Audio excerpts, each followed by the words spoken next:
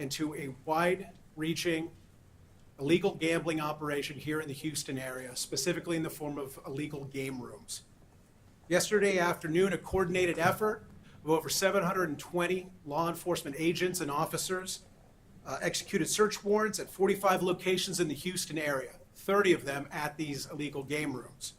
This operation was executed pursuant to a 37-count indictment against 16 defendants, alleging illegal gambling, conspiracy to launder monetary instruments, and bribery, as well as other charges. And the alleged mastermind at the center of this charged conduct was Nazir Ali.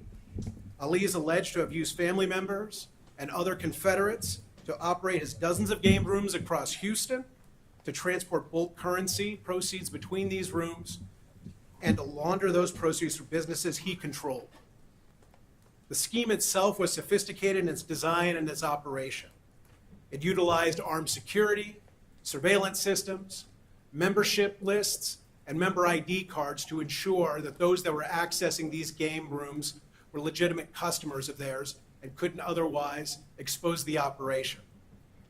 These premises were obtained through the use of nominal straw lessees to further insulate Ali and his operation from law enforcement scrutiny. Ali is alleged to have protected this scheme by recruiting what he believed to be a corrupt Houston police officer, initially paying this officer $1,000 a week in protection money. But as the game room empire grew, so do these payments, with this officer receiving $10, $20, $30, and even up to $40,000 in cash at each of these meetings. Over the course of this conspiracy, Ali is alleged to have paid this undercover officer over $500,000, all with an eye towards protecting his enterprise from law enforcement. What Ali did not know is that this officer was an undercover agent working for investigators and law enforcement, all working to bring down this gambling enterprise from the inside. Ali was so confident in this operation that he actually offered to extend this police protection to other game rooms, of course, for a hefty fee. Gambling, of course, begins and it ends with cash. When you run a successful illegal gambling operation, you're going to have a lot of bulk currency. And you're going to need to find a way to deal with it. And so this indictment alleges that from 29 to 2025, this operation generated in excess of $22 million in illegal proceeds. So it's not just simply enough to obtain this illegal money. You have to find a way to clean it, to launder it. And here it is alleged that Ali paid his co-conspirators a percentage of the money to collect this bulk currency and to place it in other locations and stash houses and secrete it through legitimate businesses or otherwise legitimate seeming businesses and other hard assets such as real estate, luxury cars, and other items. Based on the number of assets seized, the number of real estate, other property, bank accounts, and such, as well as the number of agents used in this case, this is likely the largest Houston-based operation into illegal money laundering on the federal side, at least in the most recent years, in terms of illegal game rooms. I don't want to speak too much about that. I want to hand it off now to Chad Plants, who will talk about sort of the operational side of things. Chad Plants, the agent in charge of Homeland Security investigations here in Houston. Sure. Hey, good afternoon. I'm Chad Plants, Special Agent in charge of Homeland Security investigations Houston. I want to begin by thanking U.S. Attorney Nicholas Ganji for hosting today's press conference and for his office's continued partnership throughout this major investigation. I'd like to recognize all of our partners, many of whom are here today: the Houston High Intensity Drug Trafficking Area Program, the Houston Police Department, Harris County Sheriff's Office, the Harris County's Constable's Office, IRS Criminal Investigation, the FBI, ATF, and DEA, and the other 18 law enforcement agencies that contributed to this complex multi-year effort. And a special thanks, as you mentioned, to the more than 700 law enforcement professionals who executed yesterday's operation with outstanding professionalism and coordination. Yesterday marked the culmination of a 5.5-year joint investigation into what we believe is one of the largest gambling and money laundering schemes in Texas history. This criminal enterprise, allegedly led by Nazir Ali, a 61-year-old citizen of Pakistan, operated around 40 illegal gambling locations across the Houston area and generated nearly $22 million in illicit proceeds over a 10-year period. During the operation, 85 warrants were executed at 45 locations. And to date, that's resulted in 14 criminal arrests, 31 administrative arrests, the seizure of over 2,000 illegal gaming machines, the seizure of 8 firearms, the seizure of 10 residents and numerous high-end vehicles that are alleged to have been purchased through the criminal proceeds. Nazir Ali and 15 others are accused of using legitimate business to hide illegal gambling operations and launder their proceeds through over 25 bank accounts across the region. During the operation, $6 million in criminal proceeds were seized from these accounts, and another $4 million in criminal proceeds were seized from residents across the area. HSI special agents have also uncovered evidence showing that criminal enterprise hired illegal aliens to serve as armed guards at the game rooms. Illegal aliens were also allegedly hired to work at other businesses controlled by Nazir that supported the criminal enterprise. During the operation, HSI special agents identified 31 undocumented aliens who were either employees or patrons of illegal gambling and businesses. These individuals were turned over to ICE's enforcement removal operations for processing on immigration violations. In closing, I want to thank again all the law enforcement partners for their support. Teamwork that's been on display throughout this investigation is really a testament to the unbelievable partnerships that exist in the law enforcement communities across Texas. By coming together with a common mission, we've exposed and dismantled one of the largest illegal gaming and money laundering operations in the state's history and taken another significant step in our efforts to eradicate organized crime in the Houston area. Thank you. Sir. All right. With that, I'd like to open it up to questions. Yes. I heard the drug task force mentioned. Can you kind of explain why this is important? Obviously, it's illegal gambling. It's a crime, but is this connected to other violent or drug crimes? Like, is there a nexus with something greater going on in that area? Well, I guess I would answer that in 2 parts. Number one, this was a whole of law enforcement approach because you never know what you're going to find in these locations. Vice attracts vice, and we would expect to encounter drugs, prostitution, those kind of things, being operated out of a game room. Not saying that's specifically handled here, but we wanted to be ready for that on the front end. Second, when you talk about a larger operation, I tend to think this is an extremely meaningful case.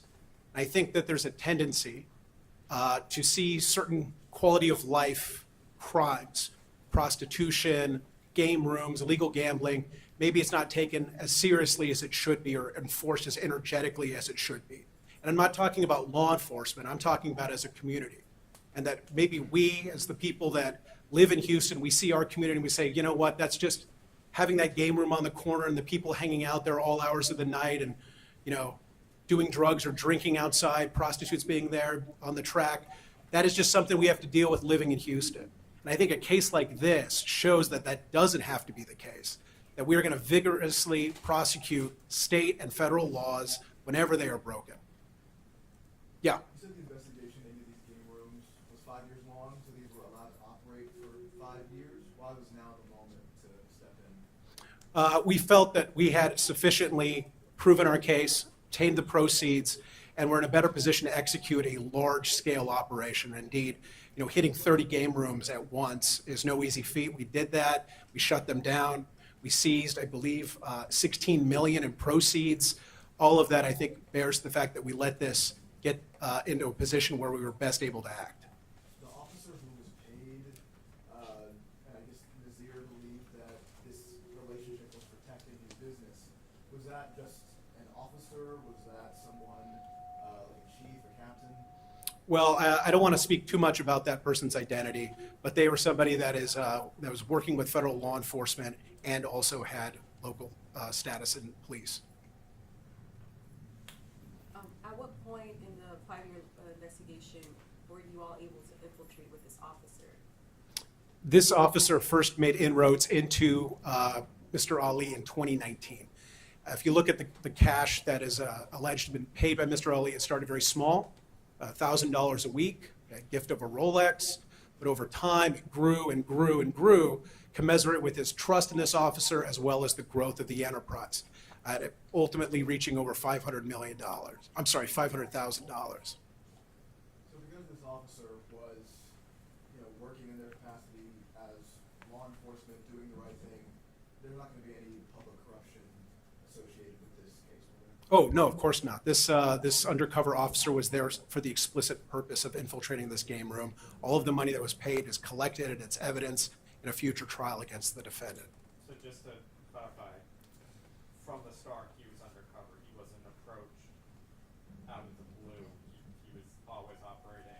No, I don't want to go too far outside the indictment. My understanding is that he was masquerading as somebody that had the ability to move focus away from game rooms.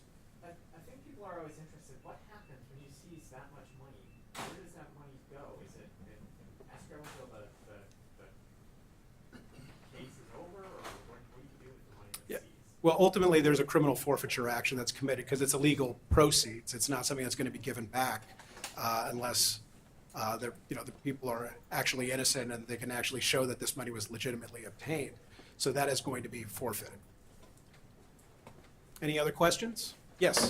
Can you just speak to, I think people also want to know, there are, we see these gaming machines, these little slot machines at all sorts of places, gas stations, everywhere around the city. What is the danger that's really presented with these machines?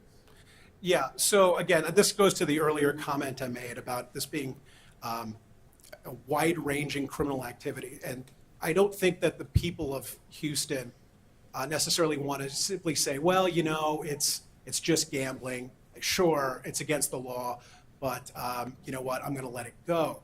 Ultimately, we live in a democracy. We elect our representatives. Those representatives enact state law, they enact federal law. What was going on here is in violation of both state and federal law if these facts are proven at trial.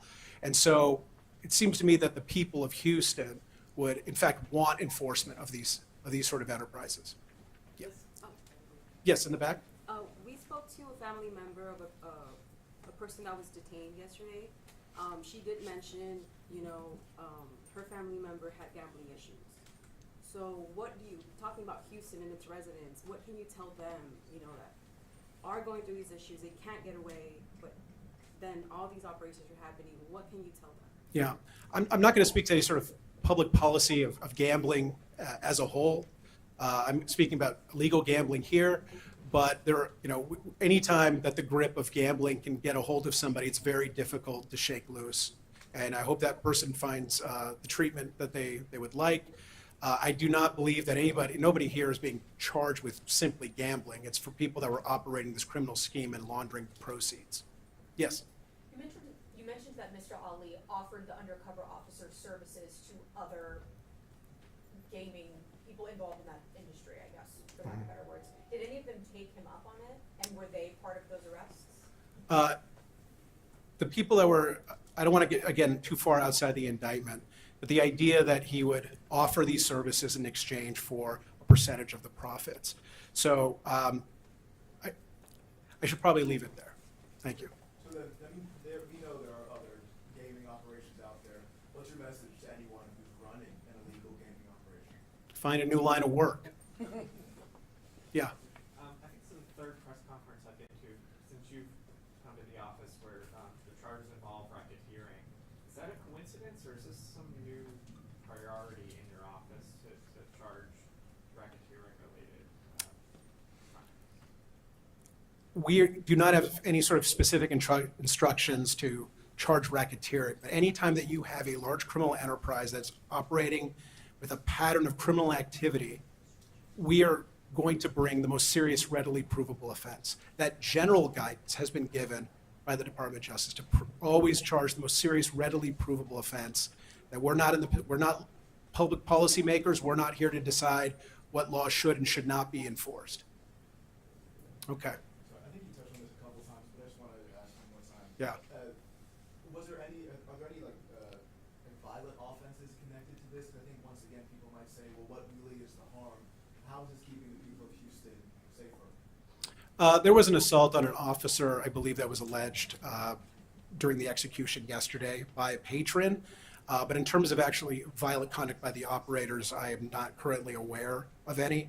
But again, I don't want to repeat myself, I don't want to say it for a third time, but I think I wouldn't want to live next to a game room. I don't know if you would like to live next to a game room. I don't know if anybody in this room would want to live next to a game room, but those places exist and they affect the community in which they're placed. And so I'm not speaking specifically about the ones here, but as a general matter, I don't think people want to live next to an illegal gambling establishment. Yes, last question. How did you all zero in on him? Was it a citizen complaint? How was it that you all started? I definitely could not get into that. Thank you. All right. I want to thank you all for coming. I want to also extend my thanks to our law enforcement partners, both federal and local, who did a tremendous job in this case. I think the Houston community is going to be better off for it. Thank you very much.